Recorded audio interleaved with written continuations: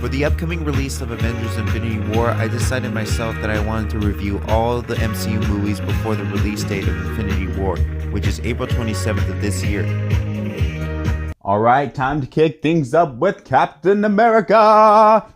Political pressure mounts to install the system of accountability when actions of the Avengers lead to collateral damage. The new status deeply divides the members of the team. Captain America believes superheroes should remain free to defend humanity without government interference. However, Iron Man sharply disagrees and supports oversight. As the debate escalates all out into feud, the other members of the Avengers must pick a side. Holy crap, this movie is good. There's so much I want to say about this movie. There's so much that I like the plot, the characters, the action. Let me talk about the plot first. I really love the plot because it's based on the Civil War comic book. In the comic book, it's pretty much similar to the movie, how two superhero teams are divided. Iron Man going for the government and Captain America going against the government, while each one choose whether or not they want to side with Cap or Stark. And it's really well done in this movie how the Sokovia records are brought up by General Thunderbolt Ross, showing the destruction that the Avengers have done in the previous movies, such as The Avengers, Winter Soldier, and Age of Ultron. Throughout the movie, we see a lot of tension between Cap and Stark, which is really well done. I really love the characters in this movie. There are so many actors, and that's what I was so hyped about before I was going to watch the movie. I was excited to see all the superheroes in this movie, such as Cap, Falcon, Scarlet Witch, Winter Soldier, Hawkeye, Iron Man, Black Widow, War Machine, Vision, Black Panther, Spider-Man, Ant-Man. Holy crap, that's a lot. I really love the introductions of Spider-Man and Black Panther in this movie. Spider-Man was really well done. He's the best portrayal of Spider-Man I've seen on screen by far. Tom Holland, you did a good job. I know there's been a lot of complaints, well, not a lot, but some complaints about Tom Holland's portrayal as Spider-Man. People complained that he was young, he was annoying, and blah, blah, blah. But he's supposed to be young. He's supposed to be a 15-year-old teenager that lives in Queens in New York City. And he's supposed to crack up a lot of dumb jokes. That's his character. And the way how he did it was really well. So if you have a problem, just deal with it. Black Panther story was very well done as well. And it was touching to see the fate of his father and his motivation for killing the Winter Soldier, or wanting to kill the Winter Soldier, was pretty deep and pretty well done. And can we just talk about how awesome the action sequences are? We get all of that in the beginning of the movie when Cap and the Avengers are fighting against Crossbones. And the best part was the airport scene. I love that scene. Spider-Man, Black Panther, and Ant-Man totally stole the show, especially with Ant-Man becoming Giant Man. I did not expect that at all. It was really fun to watch all the characters come together and the tension between all of them, just fighting each other, kicking each other's asses. It was great. Also loved the end to the Civil War when Captain America and Iron Man were fighting against each other. That was another good action scene. The Russo brothers really killed it in this movie because they are really good directors for directing Winter Soldier, this movie, and Infinity War. It just gets me more excited to see Infinity War because of how well these directors, they know what they're doing and they know how to bring out a good movie. Also, I liked Zemo in this movie. Yeah, he wasn't like, I don't know, he didn't have a suit or whatnot, but a lot of people complained about him being a disappointment. But the thing about Zemo is that he actually succeeded in tearing the Avengers apart.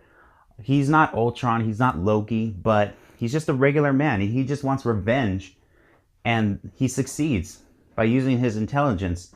That's what makes him a good villain. In the end, I don't see how anybody can hate this movie. It's really well written, it's really well done, and it's one of my favorite movies of all time. Alright, let's kick things off with Doctor Strange.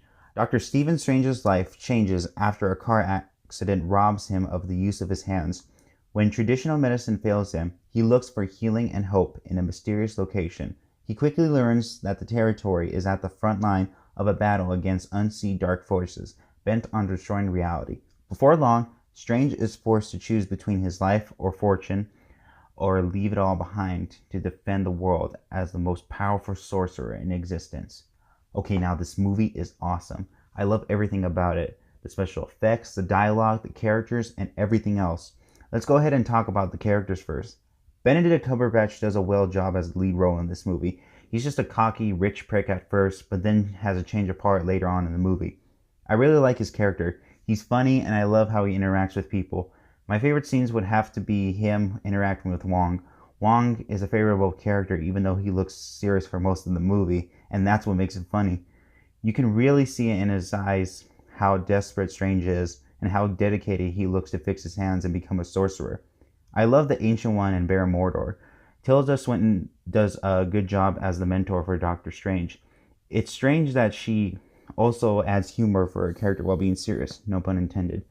I also love Mordor as a sidekick. His character is awesome when he fights, whether he's by himself or side by side with Strange. Also, I don't like the way how Mordor becomes a villain so quickly at the end. I know that he's for the natural law, but he goes from being this cool, humble sidekick to a murderer at the end during the post-credit scene. Not too big a deal about these problems, just minor issues. Now the effects. I love the CGI in this movie. It's like Inception on acid. Seriously, this movie is even more trippy than Inception. I just love seeing everything in this movie, like the portals, the mirror dimensions, the dark dimensions, and Strange's cape. It's all really fun to watch, and it's really trippy. Marvel has gotten very colorful with their movies, and that's what makes it fun. I actually like the villain in this movie. Caecilius, or however you say his name, he was actually quite enjoyable. I have to say that he's probably one of the most underrated villains in the MCU. He reminds me sort of Whiplash, but the thing that I like about Caecilius is that his character is brutal and funny, and is actually a decent villain. His motivation is the only thing that kind of lacks, but other than that, I really enjoy him. Dormammu was okay. I mean, I don't want to complain too much about him because I don't really know that much about Dormammu other than the fact that he's not really supposed to be an entire dimension, but whatever. Anyways, I did like the scene between Doctor Strange and Dormammu. That was one of the most creative scenes I've seen. With the time loop, I laughed and I thought it was really cool to see that bargain between him. Overall, this movie is really fun to watch and has amazing visual effects, and it will not disappoint audiences. Time to finish up with Guardians of the Galaxy Volume 2. Peter Quill and his fellow Guardians are hired by a powerful alien race, the Sovereign, to protect their precious batteries from invaders. When it is discovered that Rocket has stolen the items that they were sent to guard, the Sovereign dispatch their armada to search for vengeance. As the Guardians try to escape, the mystery of Peter's parentage is revealed. Honestly, I don't like this movie as much as the first Guardians, and that's because the first Guardians was written very well. The only thing that needed to be improved from the last movie was the villain, and that's what Volume 2 did. But I feel like it isn't written as well. Let me try to explain why. I love seeing the characters again. Our group is back on action to kick some ass on screen as we see in the first scene. It looks very amazing at first when we see the setting, the colors, and such while the team's fighting the monster in the beginning. But all that excitement goes downhill when we hear the dialogue of the characters. Guardians is well known for its humor, but I feel like they go very overboard with the humor in this movie. For example, when Rocket starts putting on music for Quill, Rocket starts winking his eye and says, "Damn it, I'm using my left eye." He does it again in front of the Sovereign. It's kind of cringy because to me it's not that funny. I like Drax's humor better in the first movie because of his ability not to understand metaphors. In this movie, he just says the dumbest things and it's really cringy. Drax and Rocket were one of the funniest characters on the team, but during this movie, they have some of the weirdest dialogue. I also didn't like the Ravagers in this movie. They were annoying. The Ravagers betray Yondu. Taserface becomes their new leader while Rocket just makes fun of his name. The Ravagers are just too silly, and the faces they make and the close-ups on their faces is just too cringy and annoying. So that's all the bad stuff I wanted to say. Now let's talk about the good. I love Star-Lord in this movie. Peter Quill, again, is one of my favorite characters in this movie, and Chris Pratt does a good job as Peter Quill. I also loved Gamora, Badass Assassination, and I loved the story arc with her and her sister. You never really get to see Nebula's character in the last movie. In this movie, her portrayal of her character was really good. Baby Groot stole the show. It's funny to see how Groot is able to have the most attention even though his dialogue is only 3 words. Mantis was a good new character. That's the only funny thing I liked about Drax was the interaction between him and Mantis. It was funny to see Drax make her feel bad or even see them together. It's like they have a weird friendship, and that's hilarious. I also love seeing the interaction between Yondu and Rocket. They have a good chemistry because they were exactly alike. And it does feel like the dialogue between them is actually quite touching and interesting. I really liked how Yondu and Nebula's character are put more into this movie, since we only get to see them as bad guys in the last one. Ego was an amazing bad guy. No, I wouldn't say that he's the best villain, though I do love how the movie gets us attached to him at first, and then we slowly get to see his backstory leading up to him being intimidating, and the plot twist in the end was really frightening to see what he was up to all along.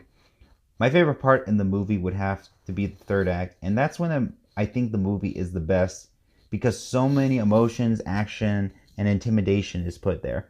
I have to say that the soundtrack was good. I really loved the songs, even though I wasn't familiar with most of them at first.